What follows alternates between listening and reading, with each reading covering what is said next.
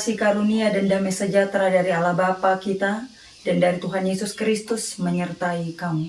Amin. Nas renungan bagi kita pada saat ini didasarkan pada Nehemia 9 ayat 31.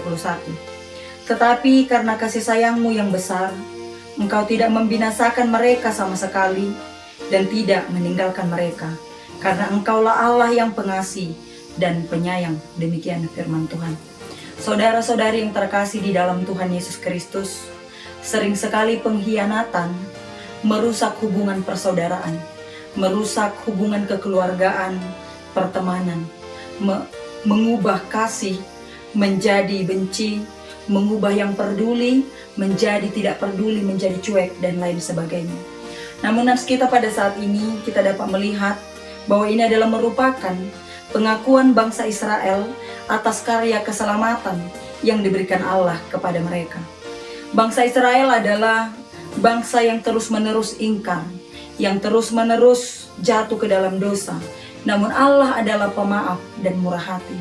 Pengkhianatan yang dilakukan oleh bangsa Israel kepada Allah tidak mengubah hakikat Allah, tidak mengubah kasih Allah kepada mereka, tidak mengubah kepedulian Allah, dan tidak mengubah status Allah. Itu dapat kita lihat ketika Allah tidak membinasakan dan tidak meninggalkan bangsa Israel. Demikian juga bagi kita di dalam kehidupan kita. Allah mengasihi kita sebagai umat-Nya. Allah tidak meninggalkan kita.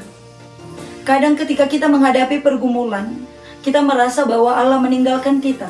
Kita merasa bahwa seolah-olah Allah tidak peduli kepada kita. Namun nas ini mengingatkan kepada kita bahwa Allah itu penuh dengan kasih dan penyayang. Ia memiliki rencana yang indah, rencana yang sempurna di dalam kehidupan kita. Saya pernah menonton suatu video tentang seorang raja dan pelayan. Suatu ketika, sang raja dan pelayan pergi berburu ke tengah hutan. Di tengah hutan, si pelayan memberikan ketenangan kepada sang raja dengan berkata, "Yang mulia, Tuhan pasti melindungi kita karena Ia punya rencana yang sempurna." Tidak lama kemudian, binatang buas menyerang raja tersebut sehingga jarinya terputus.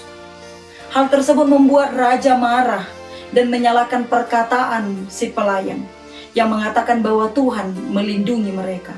Ia merasa jika Tuhan melindungi mereka, mengapa sang raja tersebut kehilangan jarinya? Namun dengan tenang, si pelayan menjawab sang raja dengan berkata, "Yang mulia, percayalah bahwa Tuhan selalu baik dan rencananya sempurna." Kemudian mereka kembali ke istana. Sesampainya di istana, sang raja memenjarakan si pelayan. Kemudian beberapa waktu kemudian sang raja pergi kembali berburu. Kemudian ia ditangkap dan dijadikan tumbal pengorbanan. Namun saat mau dikorbankan, mereka melihat bahwa jari sang raja tidak lengkap. Jarinya sudah terputus sehingga sang raja dilepaskan karena dianggap tidak sempurna untuk dipersembahkan. Kemudian sang raja menyadari bahwa rencana Tuhan benar-benar sempurna. Dan ia melepaskan si pelayan dari penjara.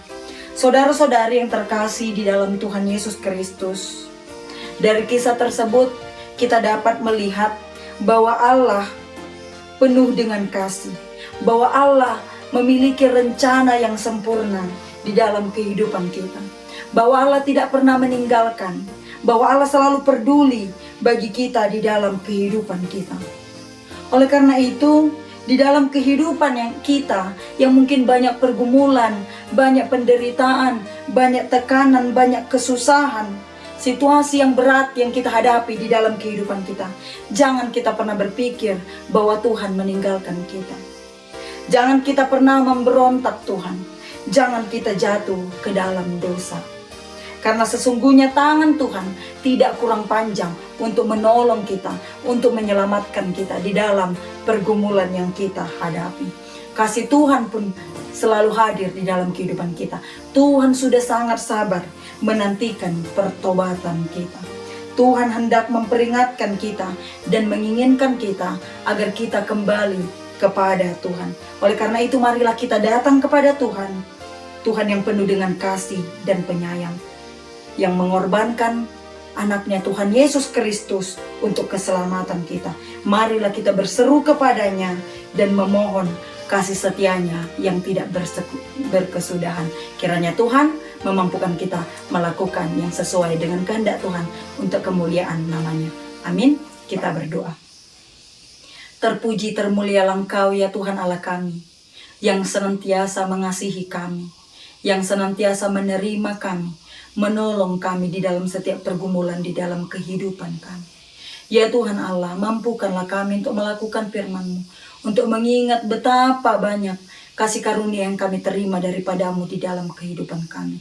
Dalam Kristus Yesus kami berdoa dan mengucap syukur. Amin.